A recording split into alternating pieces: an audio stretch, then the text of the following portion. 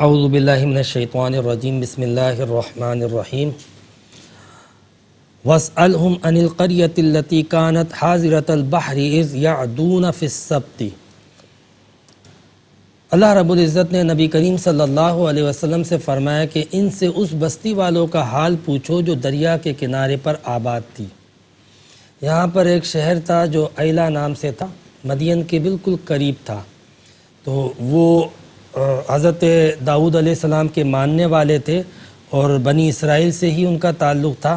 تو اللہ رب العزت نے اس بستی والوں کا ایک خاص معاملہ تھا، ان کفار مکہ کو سنانے کے لیے نبی کریم علیہ السلام سے فرمایا ذرا ان سے پوچھو کہ ان کا کیا حال کیا تھا۔ ہم نے ان کے اوپر ایک پابندی لگائی تھی، ایک ذمہ داری عائد کی تھی۔ وہ ذمہ داری یہ تھی کہ اللہ رب العزت نے یہودیوں سے، بنی اسرائیل سے عہد لیا تھا پشت در پشت کہ ہفتے کے دن وہ اللہ کی عبادت کو مختص کر دیں گے۔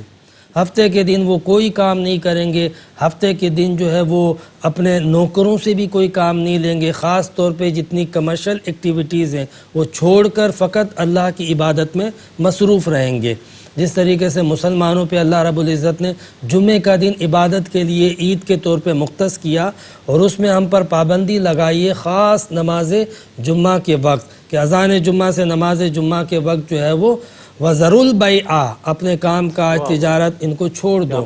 تو یہ ایک اللہ تعالیٰ کی طرف سے آزمائش ہے اور ہمیں چھوڑ دینا چاہیے، اور اگر نہیں چھوڑا تو اس واقعے سے عبرت حاصل کرو کہ اللہ رب العزت نے اس قوم سے عہد لیا تھا کہ ہفتے کو کوئی کام نہیں کرو گے، مگر انہوں نے کیا کہ ان کا گزر بسر دریا کے کنارے تھے تو مچھلیوں پہ زیادہ تھا، تو انہوں نے جو ہے وہ ہیلے نکال لیے۔ اس دن کام تو نہیں کرتے تھے مگر انہوں نے دریا کے پاس کچھ نہریں اور نالیاں نکال لی۔ اتفاق ایسا ہوا کہ اللہ رب العزت نے جب منع کیا تھا نا تو ان کو آزمانے کے لیے ہفتے کے دن مچھلیاں زیادہ آنے لگیں۔ اب جب انہوں نے دیکھا کہ یہ تو ہمارا نقصان ہو رہا ہے تو ہیلا کیا اور انہوں نے نالیاں نکال دی، اور اس نالیوں کے اندر جب پانی آتا اس کے ساتھ مچھلیاں بھی آتی تو راستہ بند کر دیتے اور پھر اتوار کو ان مچھلیوں کو نکال کے بیچ دیتے تھے۔ تو یہ انہوں نے ہلا کیا، بظاہر انہوں نے یہ دکھایا کہ ہم جو ہے وہ ہفتے کے دن کوئی کام نہیں کر رہے ہیں، اور بطریق ہیلا انہوں نے مچھلیاں پکڑ بھی لیں، محفوظ بھی کر لیں اور روک بھی لی۔ اب اللہ رب العزت کی بارگاہ میں جب انہوں نے اس طریقے سے ہیلا کیا تو اللہ تعالیٰ نے انہیں منع کیا، سمجھایا کہ دیکھو تم پر عذاب آ جائے گا۔ جب سمجھایا تو اس قوم میں سے ایک گروہ ڈر کے بالکل الگ ہو گیا ان سے اور اس کام کو چھوڑ دیا، اور ہفتے کے دن جو اللہ تعالیٰ کی ہدایات اور احکامات تھے اس پر عمل کرنے لگا، اور ایک گروہ وہ تھا جس نے یہ کام تو نہیں کیا مگر اس کام کرنے والوں کے ساتھ تھا اور انہیں منع کر رہا تھا، سمجھا رہا تھا۔ تو یہاں پر اس کا ذکر ہے وَإِذْ قَالَتْ أُمَّةٌ مِّنْهُمْ لِمَ تَعِظُونَ قَوْمًا اللَّهُ مُهْلِكُهُمْ أَوْ مُعَذِّبُهُمْ عَذَابًا شَدِيدًا، کہ تم اس قوم کو کیوں نصیحت کرتے ہو کہ جس قوم پر اللہ رب العزت شدید عذاب بھی بھیجے گا اور ہلاک بھی فرمائے گا۔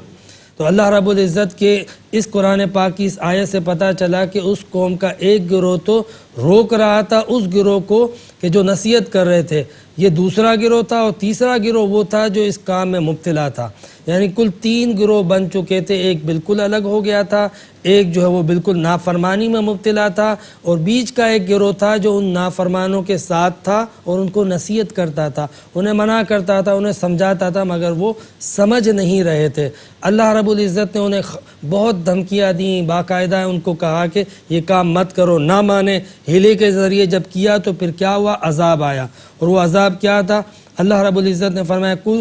قُلْنَا لَهُمْ كُونُوا قِرَدَةً خَاسِئِينَ، کہ تم دھتکارے ہوئے بندر بن جاؤ۔ تو یہ 12,000 افراد پر مشتمل افراد تھے جنہوں نے جو ہے وہ یہ کام کیا تھا۔ وہ اپنے گھر رات کو سونے کے لیے گئے تو اب جو پڑوس کے جو لوگ تھے، علاقے والے تھے، ایک علاقہ اس بستی کا پورا اس کام میں ملوث تھا۔ صبح جب دیکھا برابر کے علاقے والوں نے، سیکٹر والوں نے، کہ یہ کیا معاملہ ہے کہ اس علاقے سے کوئی باہر ہی نہیں آ رہا، جب گئے جھانک کے دیکھا تو اندر سارے بندر بنے ہوئے تھے۔ پھر دروازے کھولے گئے، جب وہ باہر آئے، اچھا ایک دوسرے کو پہچان بھی رہے ہیں، ان کی آنکھوں سے آنسو بھی بہہ رہے ہیں، اور باقی لوگ بطور عبرت کے دیکھ رہے ہیں کہ یہ وہ لوگ تھے کہ جن کو اللہ نے حکم بھی دیا تھا کہ نافرمانی مت کرنا اور ہفتے کے دن عبادت کرنا، مگر نہ مانے اور ہیلے کیے۔ ہیلا کتنا سخت منع ہوتا ہے کہ بظاہر آپ شکلاً وہ کام نہیں کر رہے ہو لیکن حقیقتاً وہ چیز موجود ہے۔ آج ہم بھی آج کے دور میں کئی ہیلوں کے ذریعے جو ہے وہ حرام چیزوں کو حلال کرتے ہیں۔ تو جو ہیلے کے ذریعے جن چیزوں کا اللہ نے منع کیا ہے حلال کرتے ہیں، وہ اس کا عذاب بھی دیکھ لیں کہ ہیلا کر کے آپ کس کو دھوکہ دے رہے ہو؟ اس خدا کو جو تمہارا خالق ہے، مالک ہے، جو علیم بھی ہے اور حکیم بھی ہے، جو تمہارے اندر کے احوال کو جانتا ہے۔ ہیلے کے ذریعے فقط تم ظاہری شکل بدل کے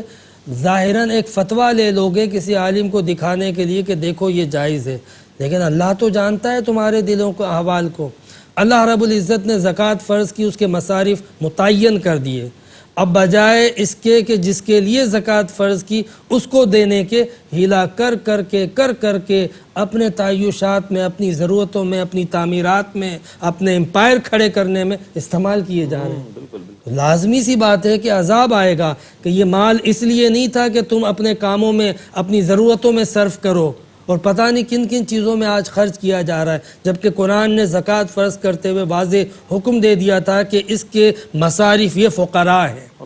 اس سے غربت کا خاتمہ ہوگا۔ یہ مال اللہ رب العزت نے ان کا حق، لازمی حق رکھا ہے کہ براہ راست ان کو دینے کے، مالداروں کے ذریعے ان تک پہنچائے، لیکن مالداروں تک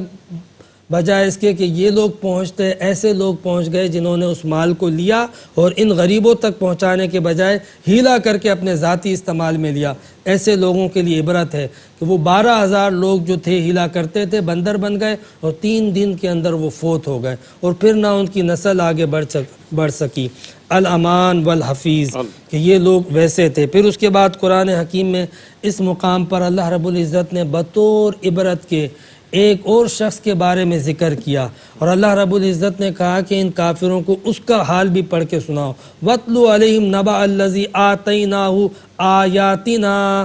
کہ آپ ان پر اس کا حال بھی پڑھ کے سنائے کہ جس شخص کو اللہ نے اپنی آیتیں دی تھی، اللہ رب العزت نے قرب خاص عطا کیا تھا، اللہ رب العزت نے اس کو اسم اعظم عطا کیا تھا۔ اور یہ واقعہ ہے بلعم بن باورہ کا بمطابق مفسرین کے۔ قرآن پاک نے اپنے ایک اسلوب کے مطابق جب کسی کا عبرت کا ذکر کیا جاتا ہے نا، تو فرد کا ذکر بہت کم نام لیا جاتا ہے، قوم کا ذکر کر دیا جاتا ہے یا غائب کے ساتھ اس کا تذکرہ کیا جاتا ہے۔ مفسرین نے بتایا کہ یہ اس شخص کی بات ہے جو بلعم بن باورہ بنی اسرائیل کا ایک بہت بڑا عابد اور اللہ کا ولی تھا، اور اس کو اسم اعظم بھی حاصل تھا، وہ مستجاب الدعوات بھی تھا۔ تو اس نے اللہ تبارک و تعالیٰ کی نشانیاں حاصل کرنے کے باوجود، قرب حاصل کرنے کے باوجود، بجائے اس کے کہ اللہ کا شکر ادا کرتا، نافرمانی کی۔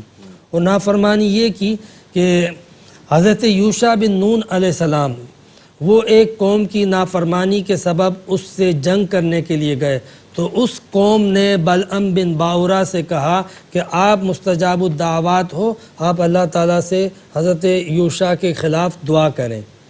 اب انہوں نے پہلے تو انکار کر دیا، لیکن جب انہوں نے تحائف پیش کیے، اموال پیش کیے، تو اس بلعم بن باورہ کی بیوی نے بھی اصرار کیا کہ ان کی بات مان لو، دعا کر دو، خوش ہو جائیں گے، اللہ نے آپ کو مستجاب الدعوات بنایا ہے۔ اچھا، آج بھی آپ دیکھو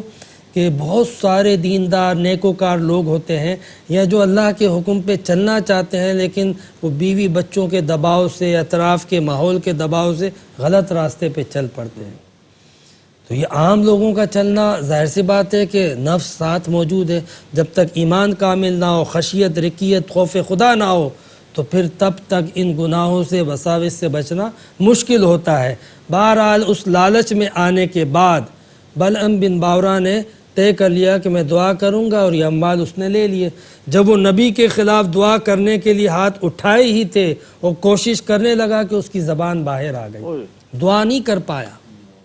اور وہ کتے کی طرح اس کی زبان لٹکتی رہی، جس کا ذکر یہاں موجود ہے۔ فَمَثَلُهُ كَمَثَلِ الْكَلْبِ، اس کی مثال کتے کی مانند ہو گئی، اس کی زبان لٹک گئی، اور پھر بالآخر کچھ عرصے میں وہ مر گیا۔ تو اللہ رب العزت نے اس واقعے کو بھی بطور عبرت کے ذکر کیا ہے کہ گناہ گار تو گناہ گار، کافر تو کافر، منکر تو منکر، اگر کوئی اللہ پر ایمان لانے والا بھی اللہ کی آیتوں کی، نشانیوں کی قدر نہیں کرے گا اور اللہ کے نبی کے خلاف چلے گا، تو اس کا کیا انجام ہوگا۔ تو یہ اللہ رب العزت نے ہمیں ان مثالوں کے ذریعے، پچھلی مثال کے اندر بندر والے واقعے سے سمجھایا، اس مثال کے اندر بلعم بن باورا کے ذریعے سمجھایا کہ جو اللہ تعالیٰ کے احکامات ہیں اسے تسلیم کرنے میں ہی اللہ کے بندوں کی نجات ہے۔ اللہ تعالیٰ سے دعا کریں کہ اللہ تعالیٰ ہمیں الامان والحفیظ، اللہ تعالیٰ کی نافرمانیوں سے محفوظ فرمائے، اللہ تعالیٰ کی نشانیوں کو جھٹلانے سے محفوظ فرمائے، قرآن پاک پڑھنے سمجھنے کی توفیق عطا فرمائے۔ وآخر دعوانا الحمدللہ رب العالمین۔ سبحان اللہ، سبحان اللہ۔